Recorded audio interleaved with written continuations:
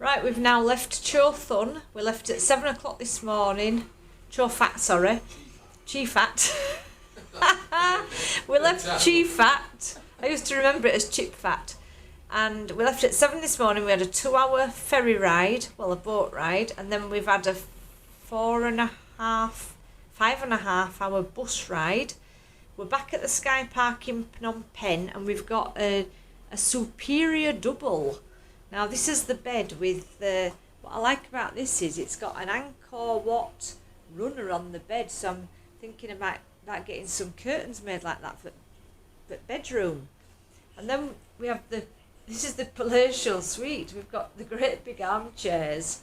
We have got a view behind we've got a view behind the curtains, but it's not a pleasant view, but it's a view. Private bathroom. A writing desk, of course, like you need, and a fridge and free water and a Japanese or Chinese television. And this has cost us £11 for both of us. This is the main market in Phnom Penh. It was sort of French inspired, and it's been restored by French. Quite a spectacular building.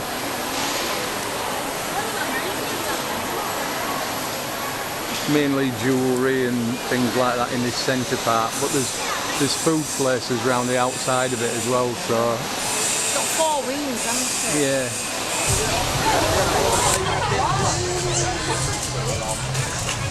The doctor said he has to exercise the leg. Yeah.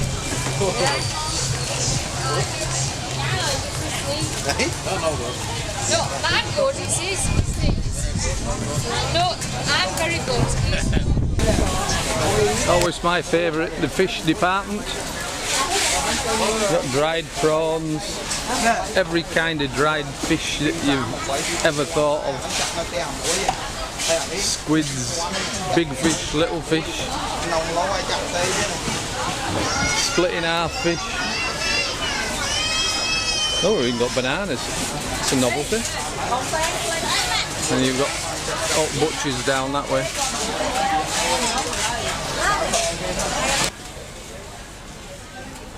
They're proper prawns, them, aren't they? They are, aren't they? And they're all still swimming about in that one.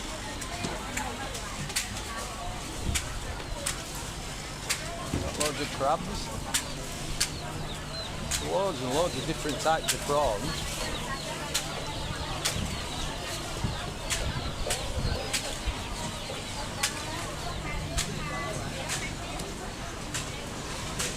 Some beauties there.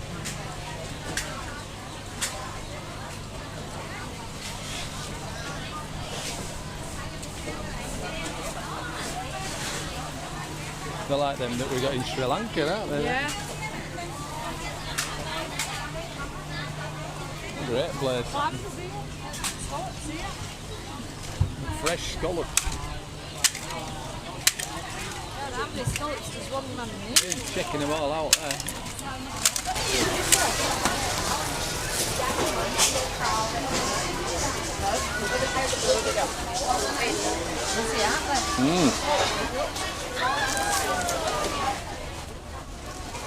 Janice is spoilt for choice, aren't you? Oh, you've got a camera on. I didn't realise you had a camera on. Look at cashew nuts.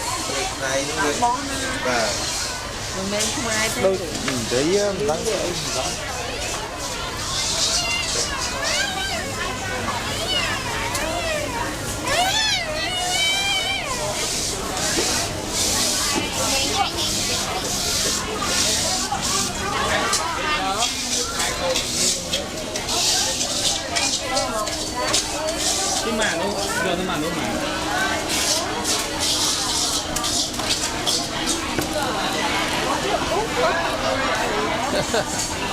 Oh yeah. Back to more seafood.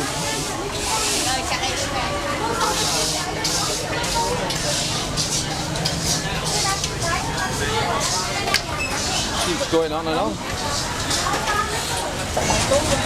Got little sharks in that one, and like stingrays in that one.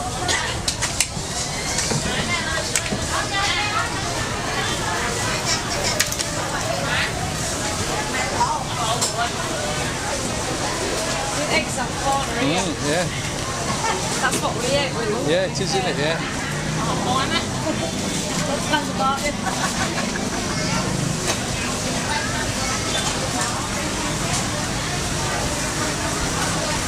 Some bloody stuff to look at around here.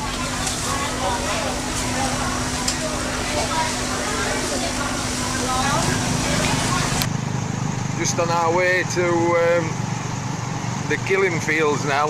We've got our tuk-tuk driver Ping is taking us there. Make sure I get my fingers out of the way. Lens, it helps, doesn't it? It's like early morning rush hour.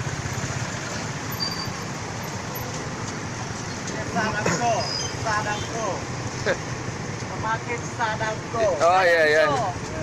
That's main market up there.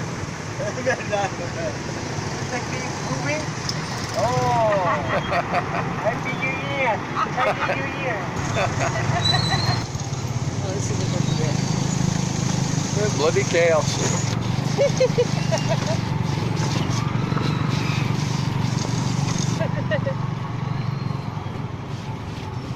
We got little markets down the side of the road as well. Whoop.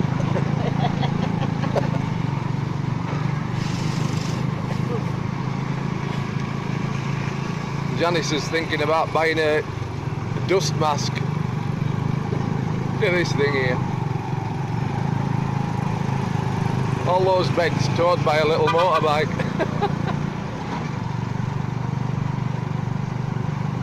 Hello, I'm P, Now. your driver. And you having breakfast? I now eat breakfast. I eat with pita. Yeah. And he doesn't want a donut because that's disgusting for breakfast. So me and Peter have got left with the cakes, and driver Ping is having noodles. Yeah. Can you see the red button? Yeah. Can you see the red button? Yeah.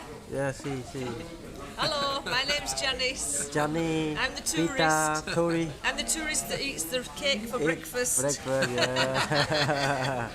You come for see Yeah. killing field. That's it. Over there, killing field. Yeah, many tuk-tuk here. Many pita eating, drink coffee, food. That's it. Yes. That's it. Now, yeah, After we go to slong. too slung. To slong. Too slang. Say it again. Too slang. To slang. Yeah, To slang. After go to slang. Yeah, that's it. And then the day after tomorrow go Battambang. Batambang. Battambang. After Battambang. take the boat go Siem Reap.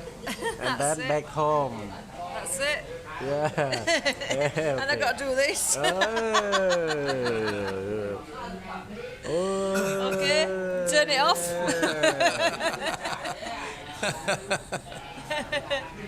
Yeah, bye bye. Close. So we've got a driver for the day, and we've come to the killing fields. It's an audio tour. I'm not sure how much they let you film and how much not, but we'll film what we can.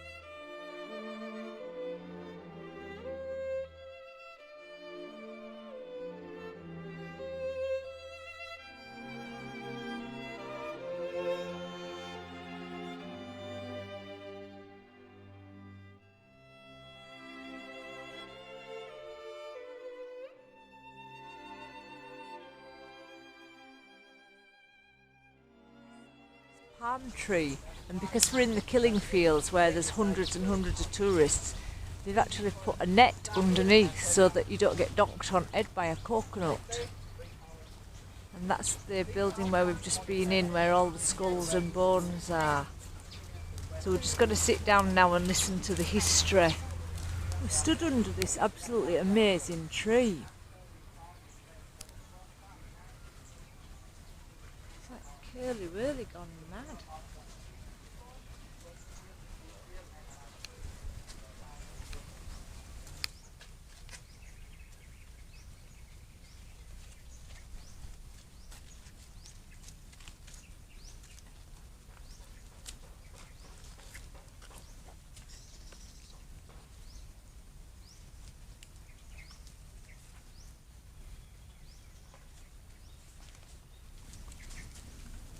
This is one of the actual grave pits. People have put all little bracelets around the fence all the way around it. You can still see sort of little bits of skulls and things in there. And then as you come on here, all these holes and more pits as you go around.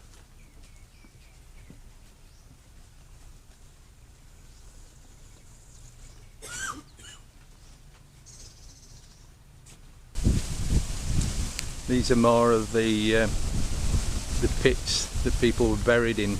They were saying that the pits, even though they look quite shallow now, that's because of the rain and the wind and things like that. They were saying that it could be up to 5 meters deep, which is like, what, 18 feet deep.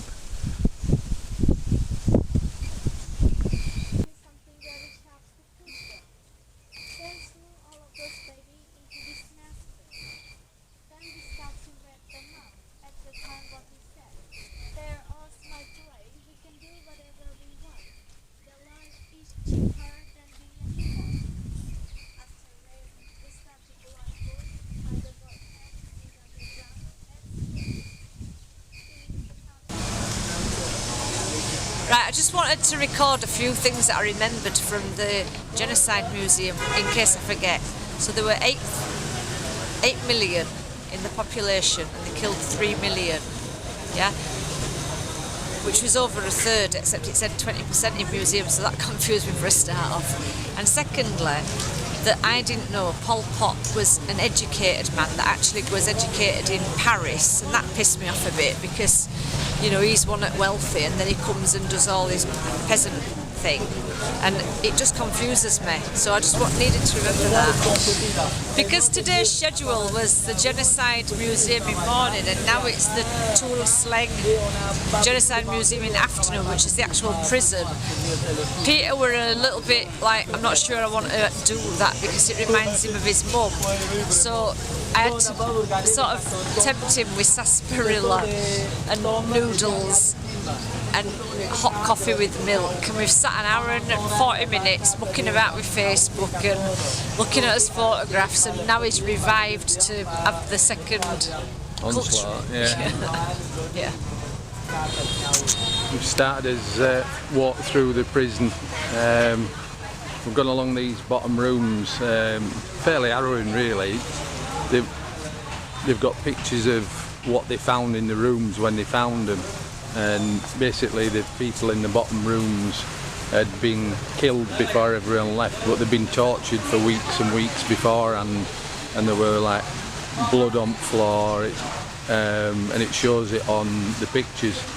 Luckily they're in black and white, so it's probably not as bad as it could be, but it's pretty grim. It used to be a school, and they've just converted all the schoolrooms into cells for torturing people.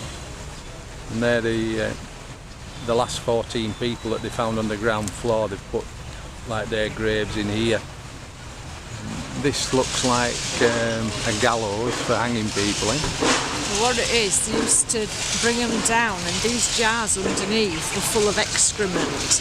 They'd lower them down head first into excrement and then take them back up again. Oh bloody hell. Yeah, not good.